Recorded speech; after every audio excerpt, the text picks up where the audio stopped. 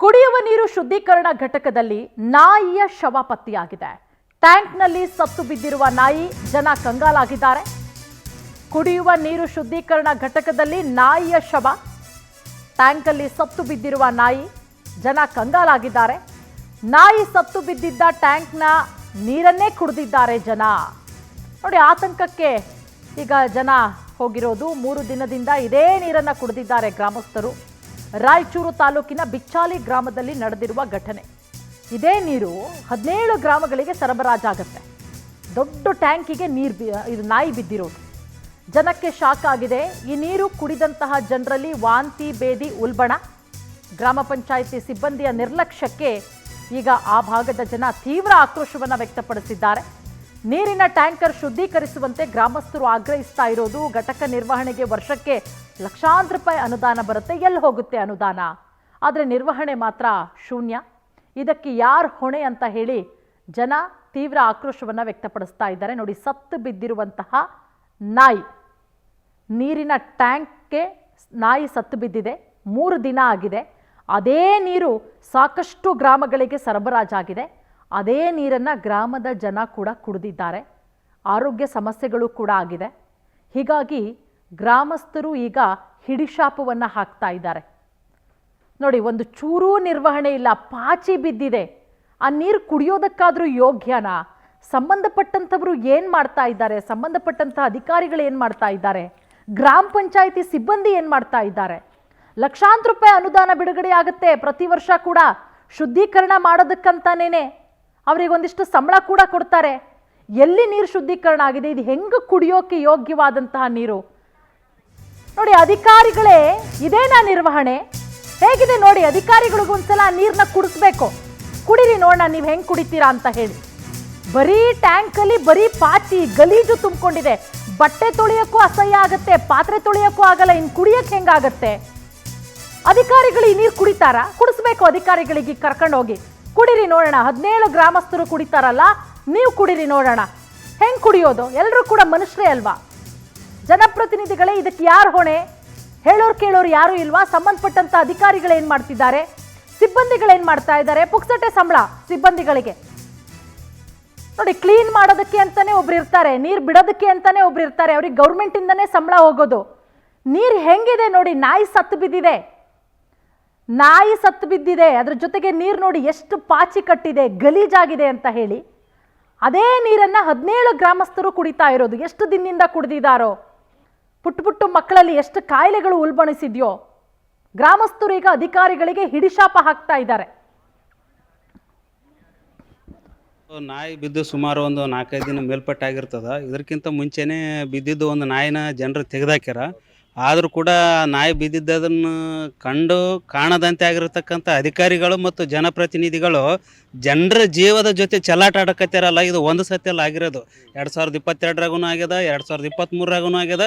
ಇದು ಆಗ್ತಿರೋದು 3ನೇ ಸತಿ ಇದು ಆಗ್ತಿರೋದು. ಆದರೆ ಜನರ ಒಂದು ಜೀವದ ಜೊತೆ ಚೆಲ್ಲಾಟ ಆಡತಕ್ಕಂಥ ಜನಪ್ರತಿನಿಧಿಗಳು ಮತ್ತು ಸರ್ಕಾರದ ಅಧಿಕಾರಿಗಳು ಏನಿದ್ದಾರಲ್ಲ, ಜನರ ಸೇವಕರ ಹೊರತು ಜನರ ಮಾಲೀಕರಲ್ಲ ಎಂಬತಕ್ಕಂಥ ಒಂದು ಅರ್ಥವನ್ನು ಮರೆತುಕಾಸಿ ಜೀವದ ಜೊತೆ ಚೆಲ್ಲಾಟ ಆಡಕತ್ತಿರಲ್ಲ.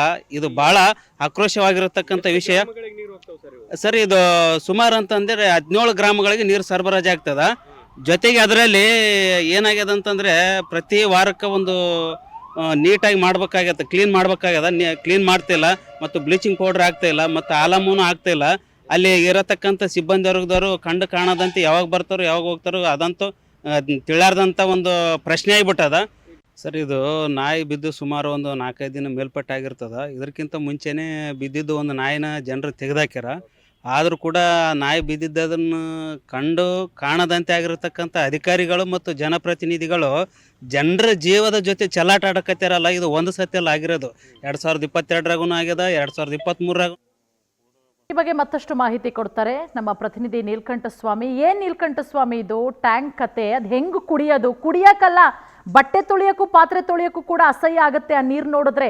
ಸಂಬಂಧಪಟ್ಟಂಥ ಅಧಿಕಾರಿಗಳ ಗಮನಕ್ಕೆ ಬಂದಿಲ್ವಾ ನೀಲಕಂಠ ಸ್ವಾಮಿ?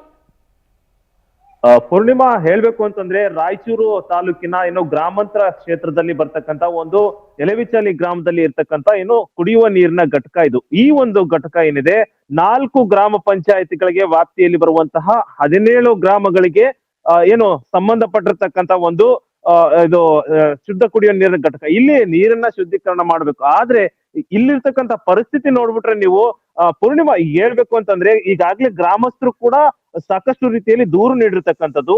31ನೇ ತಾರೀಕು ಗ್ರಾಮಸ್ಥರು ಏನೋ ದೂರನ್ನ ಕೊಟ್ಟಿರ್ತಕ್ಕಂಥದ್ದು. ಆದ್ರೂ ಕೂಡ ಪರಿಸ್ಥಿತಿ ನಾನೀಗ ಆ ಒಂದು ಪ್ರಸ್ತುತ ನಾನು ಆ ಒಂದು ಘಟಕದಲ್ಲಿ ಇರ್ತಕ್ಕಂಥದ್ದು ನಿಮ್ಗೆ ತೋರಿಸ್ತಾ ಹೋಗ್ತೀನಿ.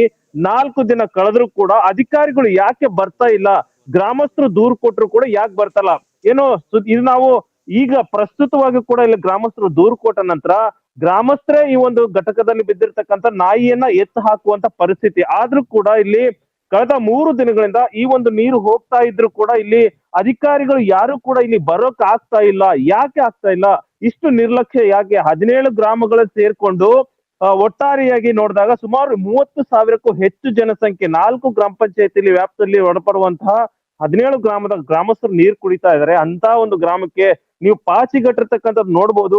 ಹುಳುಗಳು ಕೂಡ ತೇಲಾಡ್ತಾ ಇರ್ತಕ್ಕಂಥದ್ದು. ಈ ಒಂದು ನೀರಿನಲ್ಲಿ ನಾಯಿ ಬಿದ್ದಿದೆ, ಅದ್ರ ಜೊತೆಗೆ ಹುಳುಗಳು ಕೂಡ ತೇಲಿ ಬರ್ತಕ್ಕಂಥದ್ದು. ಇಲ್ಲಿ ಇರ್ತಕ್ಕಂಥ ಒಂದು ಘಟಕ ಸಂಪೂರ್ಣ ನಿಷ್ಕ್ರಿಯ ಅಂತಾನೆ ಹೇಳಿದ್ರೆ ತಪ್ಪಾಗ್ಲಿಕ್ಕಿಲ್ಲ. ಯಾಕಂತಂದ್ರೆ ಇಷ್ಟರ ಮಟ್ಟಿಗೆ ಗಲೀಜ್ ನೀರು ಯಾರು ಕುಡಿಯೋಕ್ ಸಾಧ್ಯನೇ ಇಲ್ಲ. ಪಾತ್ರೆ ಬಟ್ಟೆ ತೊಳಿಯಕ್ಕಲ್ಲ, ಕನಿಷ್ಠ ಪಕ್ಷ ಇದರಲ್ಲಿ ಕೈ ತೊಳ್ಕೊಂಡ್ರು ಕೂಡ ಕೈಗೆ ಒಂದು ಸೋಂಕು ತಗಲ್ತಕ್ಕಂಥ ನಿಟ್ಟಿನಲ್ಲಿ ಈ ಒಂದು ನೀರು ಇರ್ತಕ್ಕಂಥದ್ದು. ಇಷ್ಟು ಕಳಪೆ ಮಟ್ಟದ ಅಂದ್ರೆ ಇಷ್ಟು ಪಾಚಿಗಟ್ಟಿರ್ತಕ್ಕಂಥ ನೀರು ಇರ್ತಕ್ಕಂಥದ್ದು ನೀವು ಇಲ್ಲಿ ನೋಡ್ಬೋದು. ಇದೇ ಒಂದು ಸ್ಥಳದಲ್ಲಿ ನಾಯಿ ಬಿದ್ದಿತ್ತು. ಆ ನಾಯಿಯನ್ನ ಗ್ರಾಮಸ್ಥರು ಬಕೀಟ್ ಇಂದ ತೆಗಿಯಕ್ಕೆ ಹೋದಂತ ಸಂದರ್ಭದಲ್ಲಿ ಬಕೀಟ್ ಕೂಡ ಒಳಗಡೆ ಹೋಗಿರ್ತಕ್ಕಂಥದ್ದು. ಕಷ್ಟಪಟ್ಟು ಗ್ರಾಮಸ್ಥರೇ ಇಲ್ಲಿ ಏನು ನೀರು ತೆಗಿಬೇಕು, ಇದು ಆಗ್ಬೇಕು. ಮತ್ತೆ ಇದ್ರಲ್ಲಿ ಕಪ್ಪೆಗಳು ಕೂಡ ಇರ್ತಕ್ಕಂಥದ್ದು. ಕಪ್ಪೆ ಏನು ಇಷ್ಟ್ರ ಮಟ್ಟಿಗೆ ನಾವು ನೋಡೋದಕ್ಕೂ ಕೂಡ ಆಗ್ತಾ ಇಲ್ಲ. ಇಂತ ಒಂದು ನೀರನ್ನ ಗ್ರಾಮಸ್ಥರಿಗೆ ಕೊಡ್ತಾ ಇದ್ದಾರೆ ಅಂದ್ರೆ ಅಧಿಕಾರಿಗಳ ನಿರ್ಲಕ್ಷ್ಯ ಯಾಕೆ? ಅದೇ ಒಂದು ಇದ್ರದ್ದು ಒಂದೇ ಒಂದು ಗ್ಲಾಸ್ ನೀರು ಅವ್ರು ಕುಡಿದು ಬಿಟ್ರೆ ನಿಜವಾಗ್ಲೂ ಹೇಳ್ತೀನಿ ಇಲ್ಲಿ ಎಷ್ಟ್ರ ಮಟ್ಟಿಗೆ ಅವ್ರಿಗೆ ಕಾಯಿಲೆಗಳು ಬರ್ತಾವ ಅಂದ್ರೆ ಹೇಳಕ್ ಸಾಧ್ಯ ಇಲ್ಲ. ಯಾಕೆ ಇಷ್ಟು ನಿರ್ಲಕ್ಷ್ಯ ಅನ್ನೋದು ಜನಪ್ರತಿನಿಧಿಗಳಾಗ್ಲಿ ಜಿಲ್ಲಾಡಳಿತ ಆಗ್ಲಿ ನೀರು ನಿರ್ವಹಣೆಗೆ ಅಂತ ಒಂದು ಸಮಿತಿ ಇರ್ತಾವ, ಅವ್ರು ಯಾಕೆ ಇಷ್ಟು ನಿರ್ಲಕ್ಷ್ಯ ವಹಿಸ್ತಾ ಇದಾರೆ ಅನ್ನೋದೇ ಇಲ್ಲಿ ಪ್ರಶ್ನೆ. ಖಂಡಿತ. Okay, thank you. ಈಗ ಗ್ರಾಮಸ್ಥರಾದಂತಹ ದೇವೇಂದ್ರ ಅವರು ನಮ್ಮ ಜೊತೆಗೆ ದೂರವಾಣಿ ಸಂಪರ್ಕಕ್ಕೆ ಜಾಯ್ನ್ ಆಗಿದ್ದಾರೆ. ದೇವೇಂದ್ರ ಅವರೇ ನಮಸ್ತೆ. ಮೇಡಮ್ ನಮಸ್ತೆ. ಬಹಳ ಬೇಜಾರಾಗುತ್ತೆ ದೇವೇಂದ್ರ ಅವರೇ, ಆ ನೀರನ್ನ ನೋಡಿದ್ರೆ ಕುಡಿಯಕ್ಕಲ್ಲ, ಬಟ್ಟೆ ತೊಳಿಯಕ್ಕಲ್ಲ, ಪಾತ್ರೆ ತೊಳಿಯಕ್ಕಲ್ಲ, ಕೈ ತೊಳಿಯಕ್ಕೂ ಕೂಡ ಅಸಹ್ಯ ಆಗ್ತಾ ಇದೆ. ಸಂಬಂಧಪಟ್ಟಂತ ಅಧಿಕಾರಿಗಳ ಗಮನಕ್ಕೆ ತಂದಿಲ್ವಾ? ಒಂದ್ ಕೆಲಸ ಮಾಡಿ ದೇವೇಂದ್ರ ಅವರೇ, ಒಂದ್ ಬಾಟ್ಲಲ್ಲಿ ನೀರ್ ತಗೊಂಡೋಗಿ ಅವ್ರಿಗೆ ಕುಡಿಸ್ಬಿಡಿ. ಕುಡೀರಿ ಸರ್, ನಾವು ಕುಡಿತಾ ಇದೀವಿ, ಹೆಂಗ್ ಮಾಡೋದು ಅಂತ ಹೇಳಿ ಹಂಗೆ ಮಾಡ್ಬೇಕು ಅವ್ರಿಗೆ.